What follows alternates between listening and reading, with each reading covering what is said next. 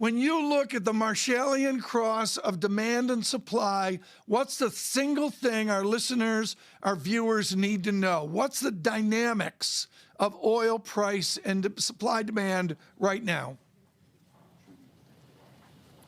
Well, you flatter me, Tom, firstly, but I'll say this much, that, look, inventories around the world are extremely low everywhere, and that is ultimately the reason, because supply just isn't keeping up with demand. Yes, OPEC has spare capacity, but it is choosing to bring back production slowly because there are a lot of uncertainties going into the Northern Hemisphere winter.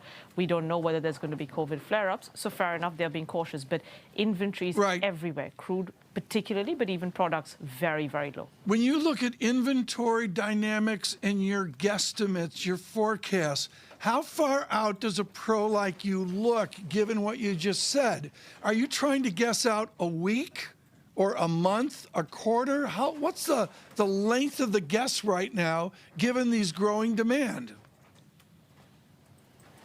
Well, we do it all the way through to the end of next year. So we try and at least have a 12 to 18-month period for the short-term outlook. But of course, it does become less and less certain the further out you go. For the next 3 months, we can be a lot more certain, given all the kind of high-frequency data that we are looking at.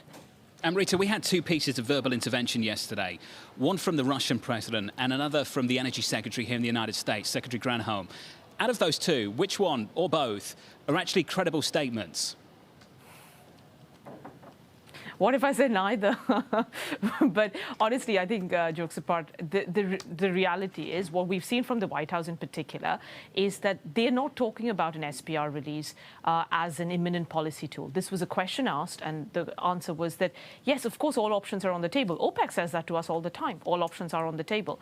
The key to remember is that the Biden administration is very, very keen to have low gasoline prices for consumers. So we should always keep that in mind. And if prices continue to go up and overheat, then yes, they will be putting more pressure on OPEC, and yes, then SPR can become a tool.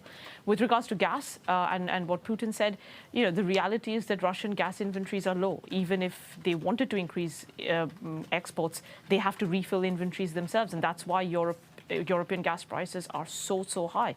Again, stocks are very, very low in Europe. So frame winter for me, Amrita. I'm trying to understand how tethered the oil story is to what happens with gas, given we're having a bigger conversation about substitution now.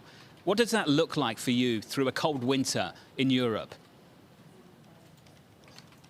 I think if it's a cold winter, we just have to be prepared for very, very high gas and oil prices. To your point, I mean, yes, there's substitution. In Europe, it's actually very small because there are a lot of environmental restrictions. The place to look out for will be actually in the US, and particularly on the East Coast. You can get more heating oil burn. Even in Asia, Japan can burn more fuel oil. So that will, again, push up prices. So gas and oil kind of pull each other up. But ultimately, this is a fallout of energy transition. The policies of Western policymakers where you've retired coal-fired plants before demand has come off. So we are going to be in this era of kind of high fossil fuel or high energy prices till demand for fossil fuel comes off. And that's still years away. Well, Amrita, that's exactly where I wanted to go. What is the correct broader narrative to view the recent increases in oil prices? Is it what you were just talking about, the idea of the fallout from the mismatches here in energy policy and a stagflationary-like type trend? Or is it recovery, the fact that demand is increasing at a time that seems to be faster than supplies can come back online? I mean, of course, it's a combination of both. And the latter point that you're making, I mean, you can't ignore that. Yes, there's a lot of pent-up demand after COVID.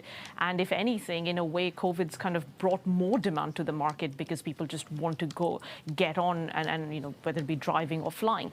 But the underlying narrative is absolutely about energy transition and the choices policymakers will have to make, because these are very stark choices that potentially need to be made as soon as this winter. Are you going to have rolling blackouts? Are you going to sacrifice economic growth? And this is something, we have been talking about for a while. There is no investment in oil. That's why this is a structural move higher in oil prices. This is a structural move higher in gas prices. Not saying gas will stay here. It will come off, but it will still remain much higher than it has been for the last 10 years.